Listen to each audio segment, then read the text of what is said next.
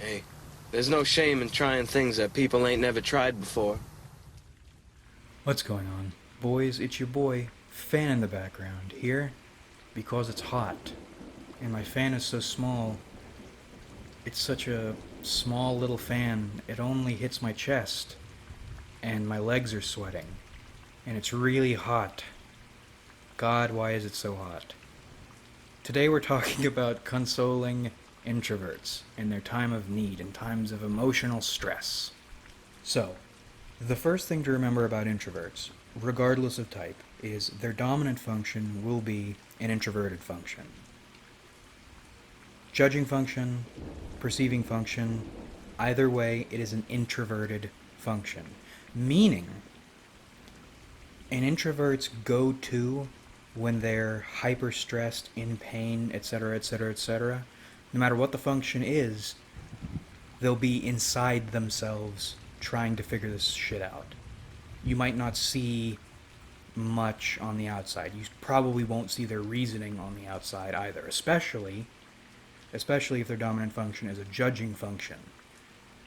Dominant judging function introverts are a lot more difficult to deal with in terms of consoling them because dominant perceiving function introverts have better access to their judging functions, or at least both their judging functions, than a dominant judging function introvert would. This advice still applies to them, I think, but if it doesn't, take everything I say with a grain of salt, as always. So, how does this dominant introverted function affect the ways we process emotional pain or stress? Well, usually, problems come from the outside world. Inside our heads, our introverted heads, everything makes sense. It all makes sense to us in our brains. The issue is that damned real world fucking everything up for us. That's troublesome because our best ability, regardless of what the introverted function is, by its nature, has no direct bearing on the outside world. What we're really good at won't make this problem go away immediately. We don't really even have much of a shot at it. Especially if whatever happened shocks us, because when we get shocked, first thing we do is retreat into our heads. Or retreat into our experiences, whatever your function is. Now, how does this affect the way you may want to console an introvert going through a hard time? Well, I'd recommend against immediately going for the, well, have you thought of this, or why don't you do this, here's how you would solve the problem approach. Because what do you think we've been doing in our heads this entire time? We've been using our greatest strength, which is our noggins, to try to solve this problem the way we know how. And if we're still in distress, it hasn't worked. And it might sound stupid, but I think people, everyone at their cores, just want to feel understood and then validated. This is amplified when people are dealing with stress or emotional pain. So, for consoling introverts, dominant function is we've been trying to figure out this problem in our own heads. What you might want to do is aim for understanding and validation first. So, you're familiar with anatomy. You know the pee is stored in the balls. Turn that into a metaphor. That's how we'll begin consoling the introvert you care about. Their emotions are stored in their metaphorical balls, which is their brains, or their hearts, or both. That's their introverted function. So start by validating them. Remember, when we're trying to solve problems, our first instinct is to go to our heads. think it out, or feel it out, or whatever it out. And if it hasn't worked, we're probably even more frustrated than we were to begin with, and we probably want to talk about it. Before anything else, start there. Hey, I noticed you've been going through a bunch of shit. What's going on? That'll be your question. And then, usually, we'll talk about it. First, we'll explain the problem, and then, without your needing to ask, we'll jump right into explaining every single goddamn thing we find wrong with what's going on, the things we've tried, what went wrong, etc., etc., etc., etc., etc., etc., etc., etc., etc. Just let us talk. And if we stumble or we're getting this and that, ask another question. We'll get into that a little bit later. But ask another question regarding things we've done, what's going on, what we think about it, how we feel about it, how this problem relates to other problems, etc. You might think this is counterproductive, but we can't, we being you and I, introvert and person trying to console us, or no. No, we're the introvert and you're trying to console us, you sack of garbage. We can't get to the problem until we've vented this trash we've built up trying to fix something ineffectively. So, the pee is stored in the balls. The emotions are stored in the balls. What you need to do is drain our balls. You really gotta work it. You know, just get in there, listen, do it real good until our metaphorical balls, boy or girl, whatever, are drained. We're all anime girls. We all have balls. Things you need to learn. Once we are vented, drained, empty, then we can usually at that point chill a little bit, because introverts are always fucking on edge, dude. We can chill a bit because we got rid of one pile of trash that was building up, and we're probably appreciative of you for being there to help us get rid of this trash, because nobody else really will. Nobody else really will. Thank you. Step 2. Identify the problem. I'm an NT, boys. We gotta solve this shit. Once we got that trash out of the way, begin by... I'd recommend asking more questions.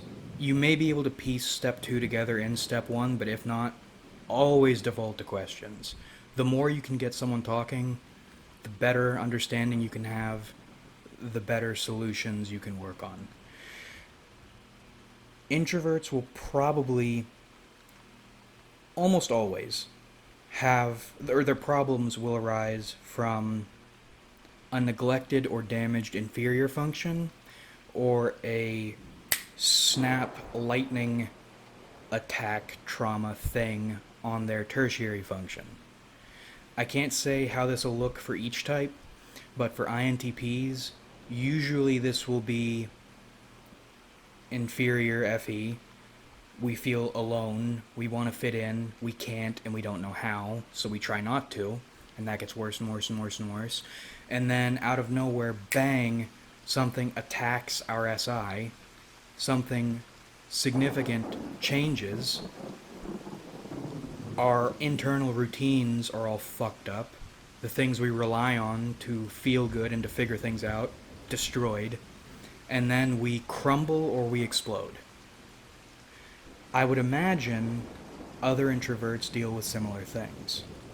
INFPs with inferior TE, I would imagine that would look like something similar to, I'm supposed to have control over this, I know I should have a handle on this, why don't I have a handle on it?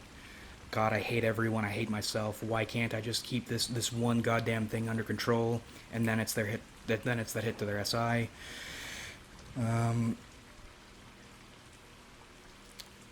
I don't want to speculate on other types because I haven't studied other introverts that thoroughly, Besides INFJs, we can try INFJs. Let's see. Inferior SE. All I really want to do is have a good time and be a slut or a man whore. Said with love. I want everything to be really great. I want to have a whole lot of fun. I want life to be calm and easy, but it feels like the world is slowly but surely beginning to pick up and move out from under me, and I have no idea what to do about that. So what I'll do is I will dig into my own brain, into my own logic, into my own TI, and try to find comfort in figuring things out piece by piece, organizing them, and then something unexpected and traumatic happens. Something doesn't fit our logical structure or doesn't fit the way we say it should fit because we've figured it out, and then we break down, we being INFJs. Something along those lines. Begins with an inferior function problem, falls apart once tertiary function gets slapped across the face. Everyone's different. Every introverted type is different. Every introvert of the same type is different. Step 2, your main goal is try to get out of them not just what's bothering them, but exactly why it's bothering them and how ideally they might want to or could fix it but are struggling with. Step 3, and this one's more basic advice, not necessarily related to MBTI, but it fits in there somehow. Be available. You might, the introvert might tell you to go away, not to be available. You'll see this primarily with INTJs and ISTJs, but even still, you can be available without being present. And speaking as an introvert, I think that's one of the greatest spots to be in. That's one of my favorite positions to have people in, is I have my space, I can think about things, but if I'm having trouble, there's someone I can rely on. You want to help an introvert, try to angle yourself to be in that spot.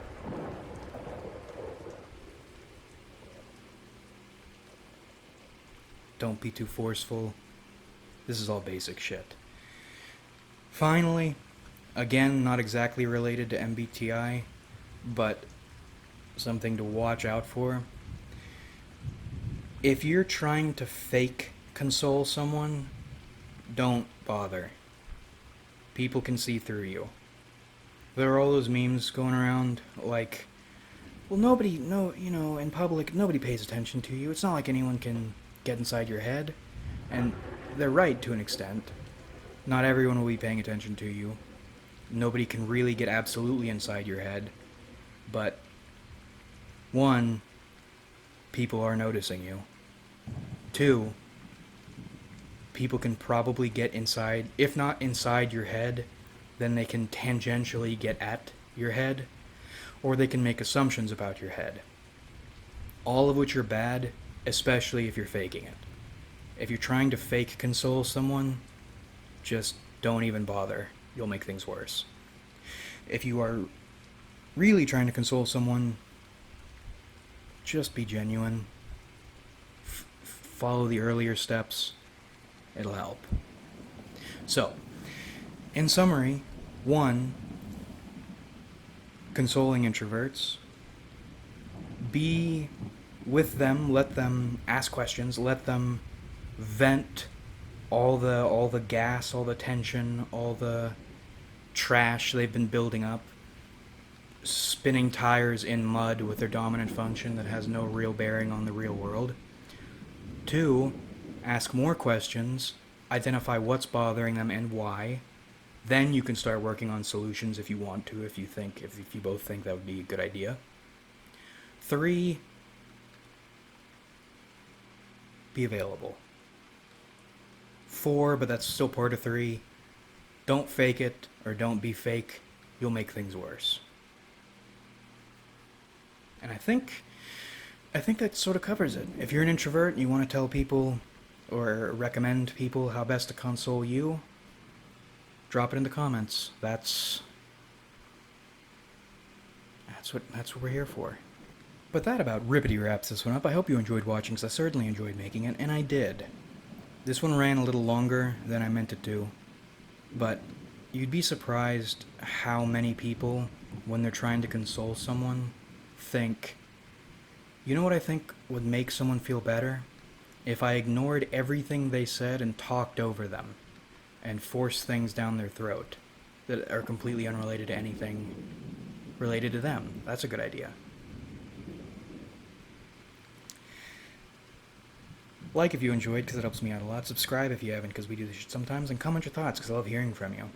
How are you doing, boys? It's been a little while.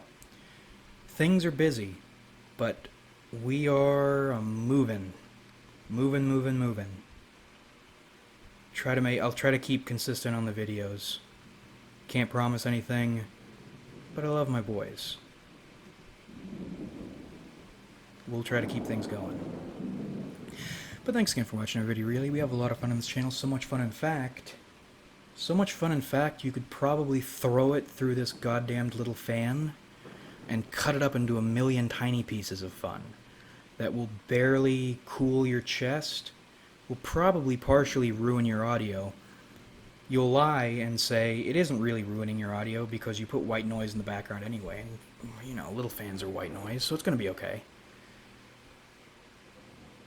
As your back is sweating and you hear in the background of your audio. Just lots and lots and loads and tons of funs, boys. But that's how much fun we have on this channel, and I look forward to doing this with you guys again in the future.